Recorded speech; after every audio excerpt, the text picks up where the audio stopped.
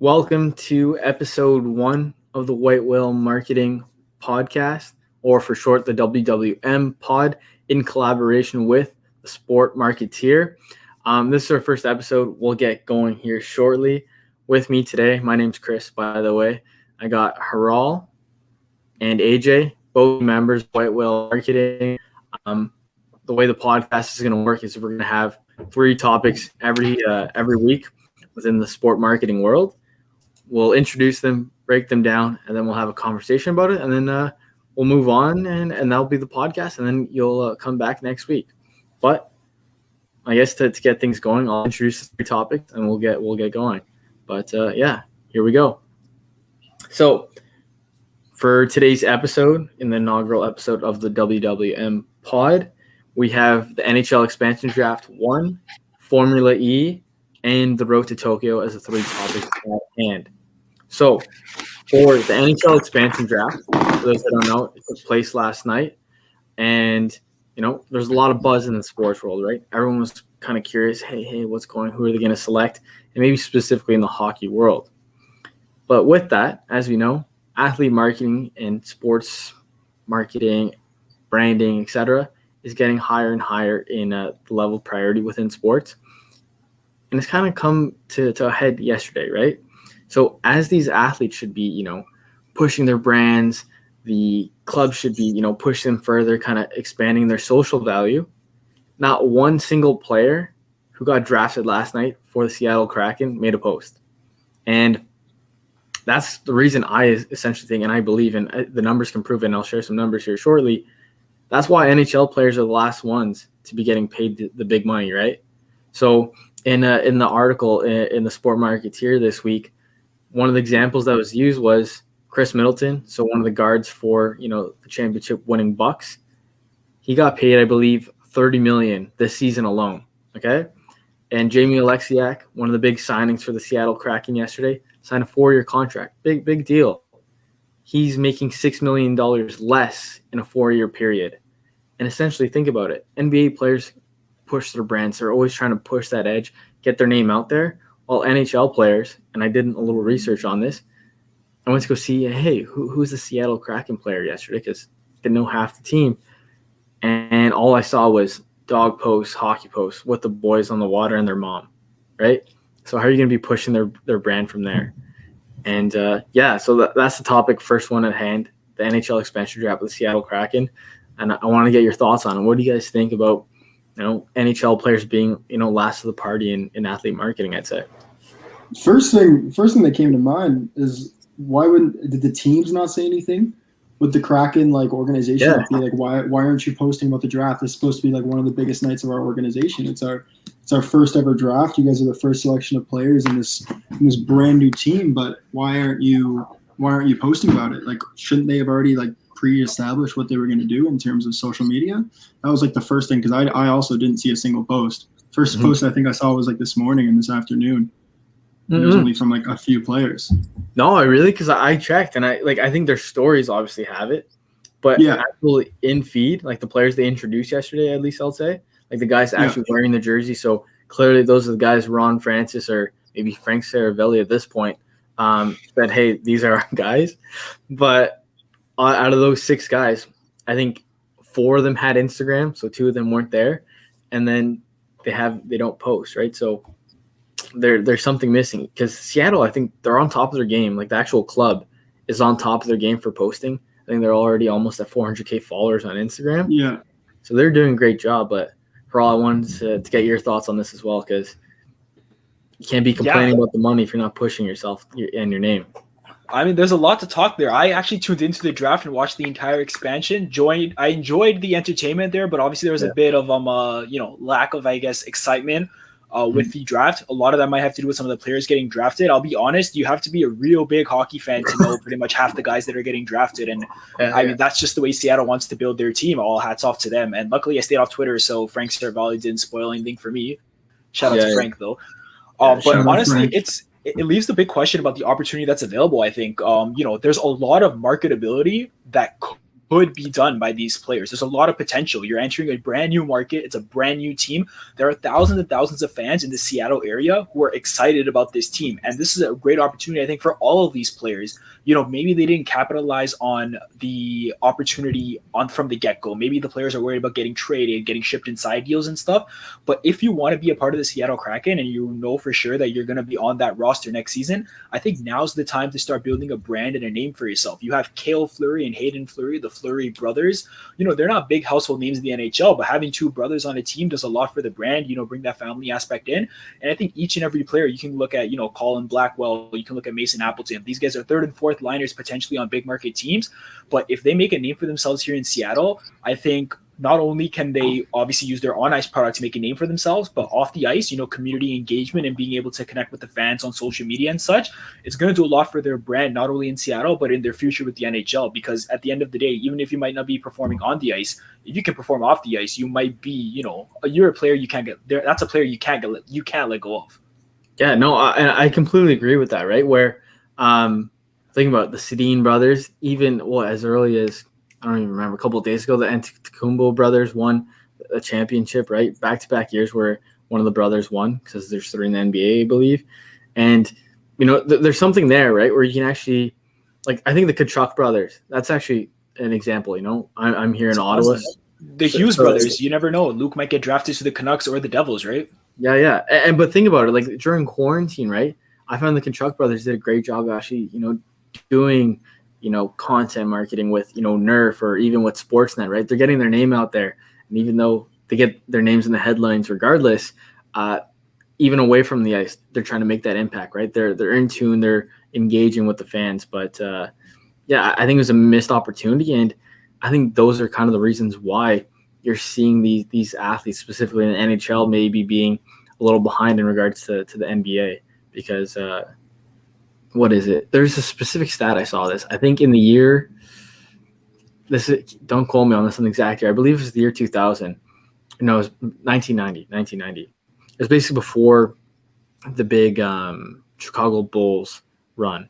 So essentially what happened, the NHL and NBA were essentially on par, right? And obviously Michael Jordan, that's a world league talent that takes things to the next level. But it was that, like we're saying again, it was that athlete alone who was able to kind of take the sport and that club, Chicago Bulls, and make it iconic and kind of push it over the top, right? So,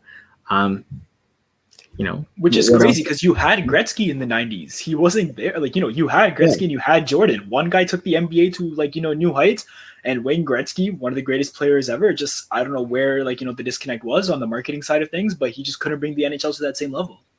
Yeah, no, and it's an interesting topic to get into as a whole, right? Because like you're saying, that's world league talents, but then it's the thing, because maybe hockey culture, right? As we know, maybe being in Canada, it's crest on the back, not nameplate or crest on the front, not nameplate on the back. But if you actually want to do some good, whether it's building a personal brand, having connections after your career, because if you tear your ACL, does the crest on the front really care for you? No, they're going to move on and get someone else to fill out second line center, right? So there's different things like that, but you can even do good with it, right? Or even, push your brand and get more people playing the sport, right? But it all kind of starts with just a simple post, right?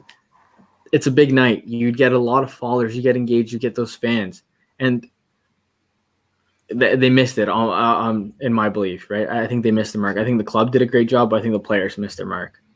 You can see it. You can see it with every sport in the world. There's always that one moment where it defines how an organization, but not only that, but the sport as well moves forward. You look at the top people in the world on Instagram that are athletes, right? You've got LeBron James right now, one of the biggest basketball players in the whole world. You got Cristiano Ronaldo is one of the most followed people on Instagram in the entire world. Lionel Messi, for soccer, obviously I'm biased, just broke the record for the most likes on an Instagram post, 20 million Instagram likes on a post. I didn't know that. He broke the world record. I think there's 25 or 30 million likes now. Wow. It was Ronaldo who had the record, I think. I'm not entirely sure. Yeah. It was when wasn't Kim Kardashian or one of the Kardashians with a simple post? I thought that's what it was. Probably one of those guys. I think Ronaldo might have broken it when he won the Euros. Potentially. I think it was when he posted him lifting the trophy, because it was his first international trophy. And then same thing with Messi, right? He posted his first international trophy, won the Copa America, and now it's the most liked. But then you get guys like you brought up earlier, like Jamie Alexiak. He hasn't posted since September 2020. I just checked. He's got 20,000 followers, and he's been in the NHL for some time now, and he has 13 posts, right? The only thing that you see updated is his bio says defenseman for the Seattle Kraken. So he did update that. He updated the bio, but that's it. But then there's no post to go along with it. Like you're starting off at a brand new organization with the Kraken, and there's that opportunity to grow not only your personal brand but the sport itself. And you're not necessarily seeing that in terms that other sports are, and it makes you question the growth rate and how well these leagues and these organizations are developing compared to other sports like basketball, like soccer, and even other sports in the ranks now. It just makes you question what's going on. Is it the hockey culture, or is it the individual, or no one knows? Yeah, I mean, I think there's a pivotal point where we need to look at the potential for athlete branding, especially in the NHL, and I think that is right after the Cup final. Dan Milstein, Milstein or Golsey, forgot his name actually, but the agent that represents Kucherov and Vasilevsky did a great job of putting in that work to get their brand out there. And, Kucherov himself, huge target on his back now in Montreal with some of his comments in the post-game press conference, but he got a Budweiser deal out of it. He's got #1 bleep shirts and stuff, 18 million over the cap shirts, 18 million over the hat shirts. I was really excited about all that because it was just fun. It made the brand exciting. It made the NHL fun. But I mean, it's been a couple of weeks since the Stanley Cup happened, and now, I've heard nothing about it. So I think you're in a real pivotal point here where that was one of the most hyped things that come after the finals. And if the brand messaging around that, or if that fun aspect of being $18 million over the cap and Nikita Kucherov having that huge chip on his shoulder kind of dies down over the offseason and doesn't come back when the season starts, I think that might be a pivotal moment in figuring out once and for all if, athlete marketing and content marketing is going to boom or bust in the NHL. Yeah, I sorry to cut you off, but I completely agree with that, right? Where, oftentimes you see the NHL player, they're kind of, soft-spoken, they want to just do their thing. But part of the reason, that agent was kind of able to execute on that front, right? Kucherov was outspoken, right? He was showing some personality. That's what people want to see. And, that's something that, even us at White Whale Marketing, something as simple as merch, right? We can help you do that. That's an easy thing that we could probably do within, I'd say, an hour. Like get you a shirt up or something, right? But they're just not thinking that way, and you're completely right. And AJ, just one more point that I'll mention, and then we can get to you, and then we'll move on to another topic. But as we're talking about athletes and their personal brands, you mentioned soccer earlier. Think about it. When a player signs with, let's say, Real Madrid, because that's a club that I followed growing up. Like Ronaldo, sold out stadium.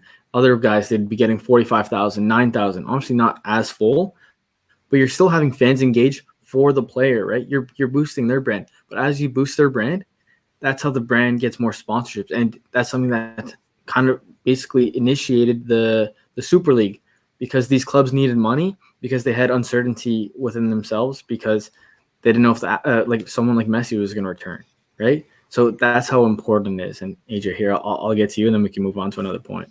Well, even like you just said there, the personal brands, they do have an impact. And that's what I think a lot of these NHL players do have to realize. There is a market for it. There is that opportunity. Like what you said, for example, when Cristiano Ronaldo moved to Real Madrid, that's when his personal brand started to develop. He has his own line of Nike cleats. He has the CR7 brand. He has so many branding opportunities. There's so many branding expansions since when he started at Real Madrid. There's a reason why he's one of the most paid in the world, one of the most followed in the world, and one of the most successful in the world. And it's not always what he does on the field. Don't get me wrong. He's one of the GOATs. But at the same time, it's the stuff he does off field as well. But that's not what we're realizing in the NHL. It doesn't necessarily mean that in the NHL it's not possible. We've all seen, like Chris, probably you growing up as a Sens fan myself, people always wore Daniel Alfredsson jerseys. He didn't even have his own personal brand. But everyone with a Sens jersey in that time, most of the people had the Erik Karlsson jerseys. They had the Daniel Alfredsson jerseys. Like there is the opportunity there, especially in a country like Canada, where hockey is part of our culture. It's part of our history. It's part of our essence as a nation, right? So there is that opportunity there, and there may not be as big of a market in Seattle, but I mean, Canada, North America, there is that opportunity to grow. There is that opportunity to express personal brands, and we've seen it. I know I like to joke, but like 50 and 07, Danny Heatley, not the best player, but he had that personal brand. You know how many shirts he sold out with that 50 and 07? The amount of never forget. Never forget. One day.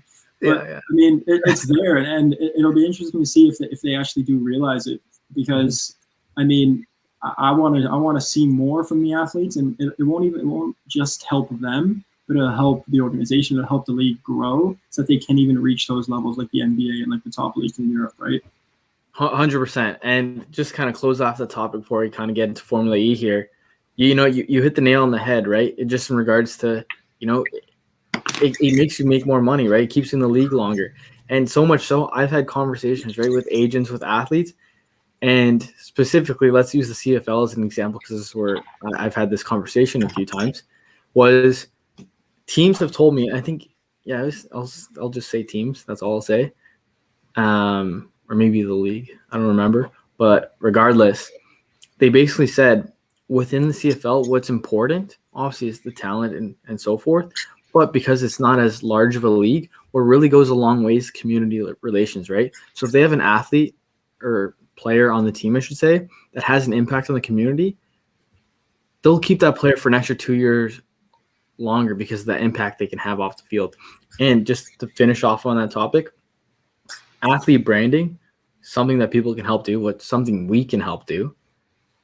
It's not always just about getting you these endorsement deals, right? It's obviously endorsement deals so we can actually set you up with a different, revenue stream, but we can also help implement a philanthropic, avenue to your brand, right? Because people love to give back. So obviously there's a bunch of different things that we can kind of go on this, and, this is a podcast that we can touch on every week now, right? So we'll have lots of time to discuss things, but let's get into Formula E. AJ, you want to take it? Yeah, of course. Formula E, for those listening, and even you guys here, may not be fully aware actually what Formula E is, but Formula One, which is different, it's a different organization, it's a different sport now. It's been around for a long time. Racing and motorsport's been around forever since cars have started. There's been races. There's been movies made about it. There's been the Ron Howard movie about James Hunt and I forget the name, Nicky Lauder, some famous Formula One drivers. But now it's really interesting because they've developed all electric cars, and they're creating Formula One, but for electric. So that's where the term Formula E comes from, Formula Electric. Mm-hmm. It's moving forward. It's developing. And it's seen all across the world now. There's been races in Berlin. There's been races in Switzerland. There's been races in London. They're even doing one in Monaco. They do it in New York, but they actually do it in the streets. So they block off the streets for a weekend. They do their pole racing. They do their position racing. And then they do their full championship season in the streets of major cities across the world. And the reason why I bring this up is they actually pushed out an ad in April that, really important to the sport now. It's a campaign that pushes their new slogan, I would say, which is Change Accelerated. And it's interesting to see where we have these traditional sports that have been around for centuries, but then it's interesting to see the rise in popularity of these new sports that are kind of focusing their market, they're focusing their demographic on the new millennium, They're looking at the younger people, where this whole sport's eco-friendly. I mean, from the stats that I figured it out, obviously, I think they produce like barely any carbon emissions compared to Formula 1, Formula 2, Formula 3, and all the subdivisions, because it's completely clean. It's eco-friendly, it's environmentally friendly. And it's just very interesting to see, not only from the standpoint where they look at their brand, we're very environmentally cautious, we're friendly, we're not giving out as many, obviously they're not using gas. So it's just interesting to see what you guys would think. Is this the way forward? Should brands be focusing more on what their audience thinks in terms of environmentally friendly, or are they actually doing this because they believe in change? Ooh. Yeah, no, tough question. That's a good one. Yeah.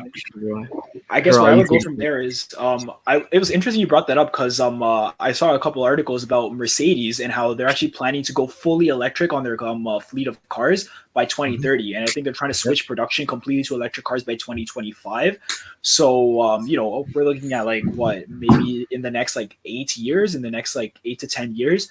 A big company like Mercedes trying to go fully electric, I guess probably ties into, the need for a Formula E to exist, and the coalition between the car manufacturer as well as the sport itself to kind of move into this environmentally friendly space. And, I'm not sure if we'll ever see, Lewis Hamilton drive the first class of, Formula E Mercedes lines, but whoever's next in that Mercedes team might end up just being, the face of new, the face of green, and the face of change. So I'm excited to see where it goes.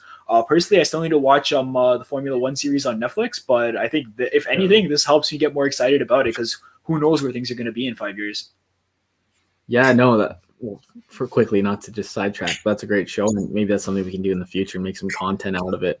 But yeah, no, I think it's definitely an interesting discussion and very relevant topics where even, I've been in meetings all day, and that's two topics right there I think are directly relevant to the question you just asked, where one of the things that we were discussing was specifically greenwashing, right? And I didn't maybe hear that term specifically before, but essentially what it is, for those that don't know, is let's use the example of a company like BP. They had that big oil spill, right, in the Gulf. And basically ever since then, they've been trying to push green initiatives to almost wash away, the damage they did in the past and kind of change the perception that they have towards consumers, right? So I think that's something, right? Because obviously the auto industry has had a major impact in climate change and even, emissions, right? Clearly, because, engines. And in regards to brands, kind of pushing this front, it's an interesting discussion because, I think for the year 2020, there's 5 major trends. I can't remember them all off my head. There's like sports gambling, and betting, I should say, esports. But then I think the second or the top one was women's sport. And the reason I'm bringing this up is this was kind of a conversation we had in one of my meetings today, was when you evaluate, let's say, a sponsorship, right? Obviously, we use our specific tool that, can give us down to the dollar value how much something's worth on social, on broadcast, etc. But beyond that, obviously that's just kind of going at a superficial glance of the metrics.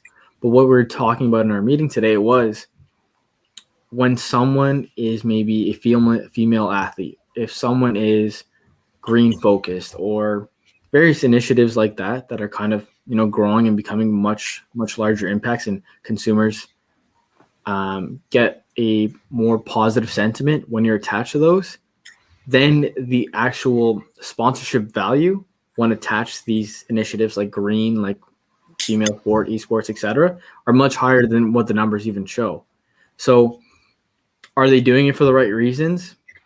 I'd like to hope so, but there's definitely some value in them doing it even beyond that, right? Whether it's just dollar amount or even just public perception, right? So, man, it's a tough one, right? Because it's the auto industry, right? So yeah, it's interesting. I know. Initially, when I first thought of it, like I watched Formula One. Used to watch Formula One when I was younger, and Lewis Hamilton from my hometown in the UK, but it's not only just the side of the brand itself, like we've just been talking about with the environmentally friendly. It's how they've changed their approach to marketing is what I find more interesting.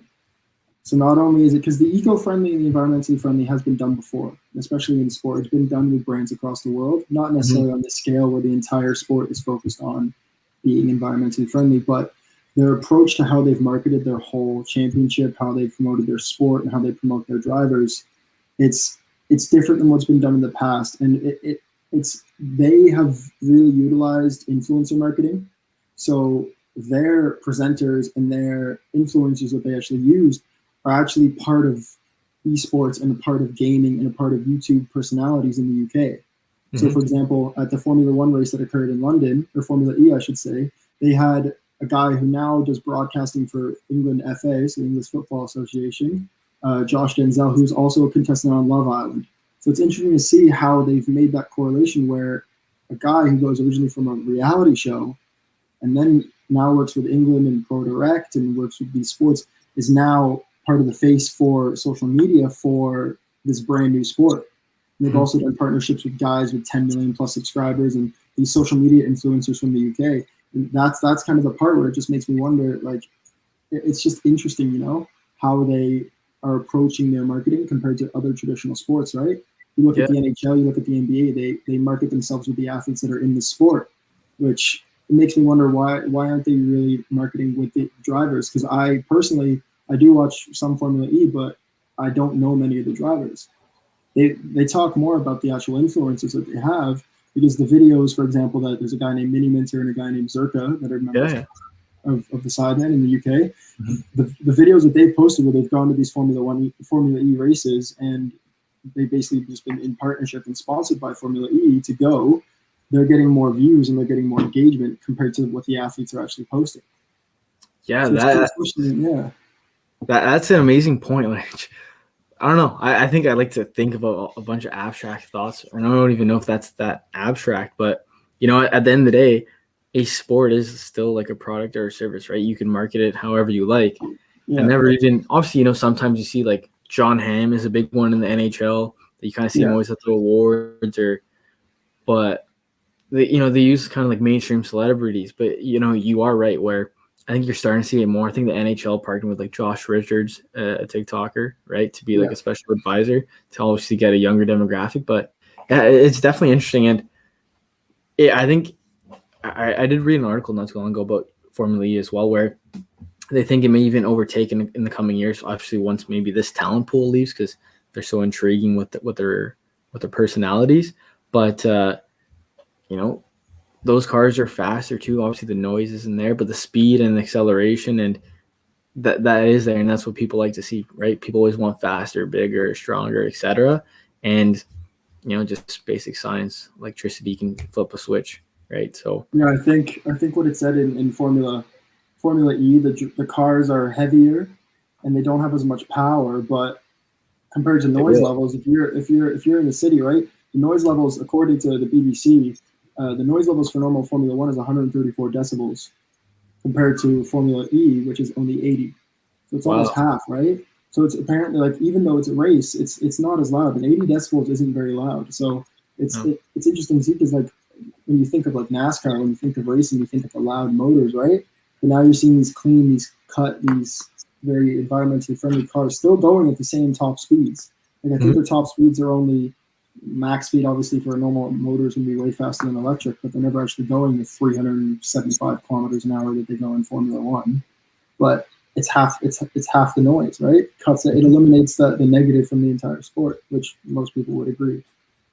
Yeah, I think Formula E is it's going on a really bold mission, right? You're not only trying to take on, not really take on Formula 1, but you're competing against Formula 1, you're competing against NASCAR, and you're trying to change the perception and the mindset of what the game is supposed to be.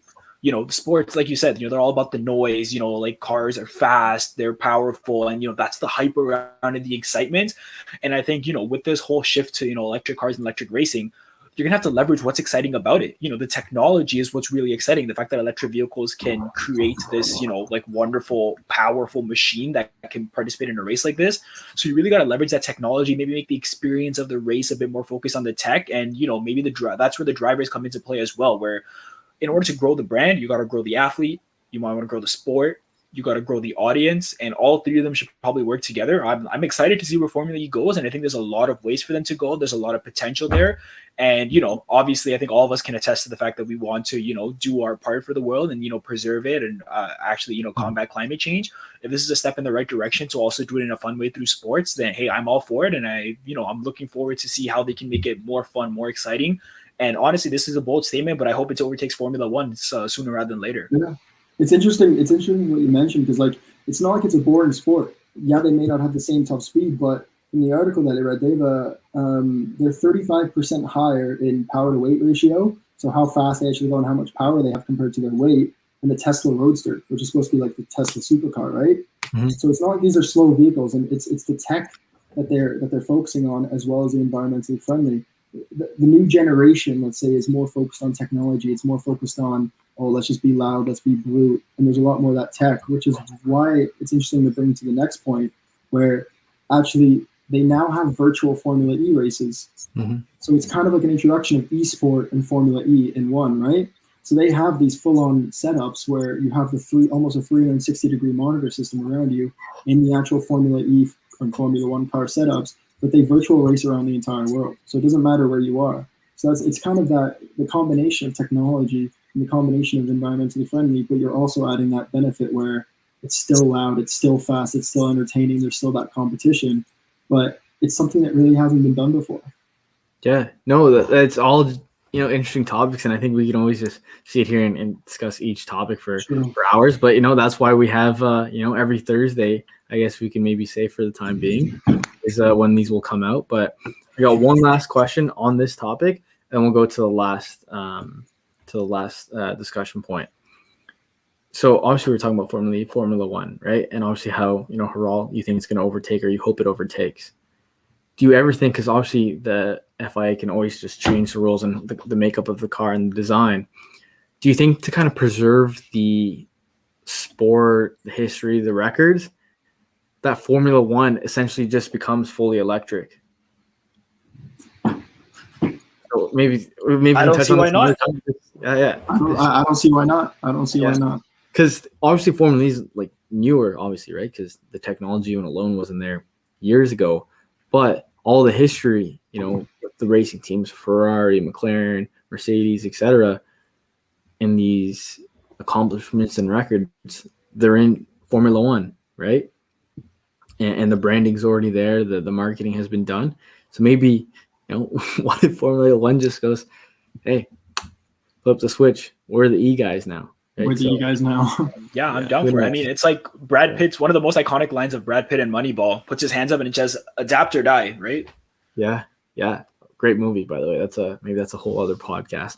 But let's full analysis of Moneyball. Yeah, we can even have a whole analysis of Brad Pitt. Any movie he does, what is it? Fury, Glorious Bastards, love it. Unreal movies. But that's besides the point. Last topic, Haral, let's bring it home here with the road to Tokyo. What do you got for us? Well, it feels weird to say we're in 2021, but the 2020 Olympics are getting underway, right? Tomorrow, which is Friday, the opening ceremonies are happening, and there's a lot of interesting stuff happening with the Olympics. And I mean, when doesn't it? It happens every 4 years. We always get excited about it. I don't know about you guys, but there's obviously a weirder vibe with the Olympics this year. Having it being in 2021, still being in the pandemic, there's a lot of questions raised by. We've seen articles about the beds the Olympians have in the Olympic Village. Olympians are contracting COVID. Tokyo's kind of still in a state of emergency, and there's a lot of controversy surrounding the Olympics. But how does it impact the brands? Well, I think we've seen it in the last couple of days. Toyota has announced that they're pulling some of their Olympic TV advertising because they don't think it's in the good taste and the right spirit of the situation that Japan's currently facing, and some of the other big brands are about to follow suit. What I'm interested to see is where this goes and how it impacts the athletes who really rely on these endorsements and use the Olympics as their time to shine. We've cut down the number of athletes participating in opening ceremonies down to only 30 and 40. So Canadians only get to see 30 or 40 athletes kind of wave to the fans and be introduced to their team, which according to CBC is one of the largest Olympic teams that we've ever had sent to the Summer Games. So we have a lot of athletes putting the maple leaf on their chest, representing us, hoping to medal. And these athletes are going to come back, and we want them to be, we want them to be stars. We want their success at the Olympic Games to, continue and to be solidified for the rest of the years when even the Olympics aren't on. So I'm curious for you guys. I'm curious to ask, are you guys hyped for the Olympics, and what do you feel about, like what the branding you've seen surrounding the Olympics, the athletes getting sponsored and stuff, and how, I feel like this might be the toughest year for athletes in the Olympics. Yeah. Here, AJ, you take it first. I'm trying to think here. It's the only thing that I see as a problem with it is it's just the current environment that there is, right? We're just ending, I wouldn't say ending, but we're coming towards the close of a global pandemic that's affected so many people, and then we're going on to this major sporting event. My only question that I ask myself is, will it have the same engagement? Will it have the same audience? Will it still have the same excitement? I didn't even know that the opening ceremonies were happening. Like, they're actually, the Olympics are fully going right now. I didn't even realize until I live streamed the Canadian women's and then the English women's soccer games the other day, and I was just like, it just seems so different. I don't know what it is, if it's just like how busy some of us are, and or what it is, or some of like the advertisements, whether it's I haven't seen it on a lot of social media or anything, but I don't know. It's just got like this different vibe to it this year. I don't know if it's the marketing side of it, or if it just seems off compared to the others. Like personally, obviously the winter ones are a lot different, but like I think back to like the 2010, obviously Vancouver Olympics. I mean, it's on our home turf, so it's the effect and the impact that had on Canada was insane. Obviously, with Own the Podium, the IOCC and the Canadian Olympic Committee, right? Their Own the Podium campaign is the reason why we have so many athletes representing Canada. And it's just like, some people don't even know, are we still sending so many athletes? Are they still being successful? I don't know if it's the coverage, but it just seems like a different year compared to the rest, Yeah, no, I completely agree with that, right? Where it kind of just seems under the radar, which is a shame because, I've spoken to some Olympians, and, they for the most part, some of them have to go get their own sponsorships, right? So I could imagine, right, if they can't fulfill those objectives, that might be a little difficult for them, right? Considering even the crunch they have where, they had to pay maybe an extra year of training out of pocket, right? So that's the difficult situation alone. And you're right? Like we're not seeing it anywhere. And maybe this is something that we're just talking about in regards to the NHL or even Formula E here, where maybe there's still kind of old school mentality, right? Because I know growing up, I'd be watching CBC or whatever else the Olympic Games would be on, and that's where you'd see the advertisements. Maybe the advertisers and the IOC, they're just not putting their efforts in the right places, right? A lot of people, and maybe even the younger demographic where everyone wants to, attach their dollars to, they're not necessarily just sitting at home watching cable anymore, right? They're on their phone. So maybe mobile ads, maybe it's on social media, maybe it's targeted ads, content, maybe like we're talking about with, the Sidemen guys, right? For Formula E, attaching influencers. But that's difficult to do as well because, if I'm not mistaken, you have to be, from Japan or in Japan to be going to the games? Or I don't even think they're having fans at most of the events. Yeah, so no, they eliminated a lot of the fans. That's the thing. And then just kind of going back to your point on the Toyota. So obviously they're saying, hey, he doesn't feel in good spirit. And obviously, who knows, right? Because obviously it's interesting times that we've been going through. But, and we've touched about this in other points in regards to the greenwashing, do you think their intentions are necessarily completely just, hey, we don't think it's in good faith? Or do you think they're like, hey, I don't think our dollars are actually going to, or our objectives are going to meet our dollars, right? So maybe they're like, hey, maybe we can kind of just pull back and this is our way to save face. Right? That's a tough one to answer. It seems like it almost seems like they're possibly pulling out because they realize their ROI isn't going to be as high as they expected it, right? If it was pre-pandemic, and Toyota always does well, especially with all of their advertisements and the way they market it before the pandemic, maybe it seems like they're pulling out because they realized we're not going to be as successful, right? Mm-hmm. Yeah, Toyota's an interesting case because, it's a Japanese company. The Olympics are in Japan. Japan is still obviously, I think in North America, we're privileged enough to say we're seeing the hopeful end of the pandemic and hopefully not a potential fourth wave. But a lot of countries in Asia, Africa, and, I guess east of Europe are still, facing a lot of issues with the pandemic, with the variants and stuff. So, I mean, it's hard to judge what a Toyota situation is a bit more complex because they are almost the face of Japan on the global stage. But I think the biggest thing there is the question arises. It's obviously my heart goes out to all the athletes who've been working as hard as they can for the past 5 years to make these games. But when the sponsorships are gone, when companies like Toyota are pulling out because it doesn't make sense for their brand to be advertising the Olympics, what do the athletes have left? I think, the athletes need to start leveraging their own platforms, using TikTok, using Instagram, and start posting pictures and videos of them at the Olympics, at Olympic Village and stuff, and start enhancing their personal brand. Because when these big national brands sponsoring the actual event or the entity kind of take a step back, the athletes, the one that I would say is probably left, to lose the most here. And so if the athletes take on the challenge of obviously, being the best at their sport and also trying at the same time balance their personal brand and be able to enhance it a bit more, situations like this won't necessarily hurt an athlete who's already got sponsors by themselves. But if they're relying on Toyota sponsoring the games to get their own face out there, you run into some trouble. No, yeah, I completely agree, right? Where you were even talking about earlier with opening ceremony, how maybe there's less people being involved.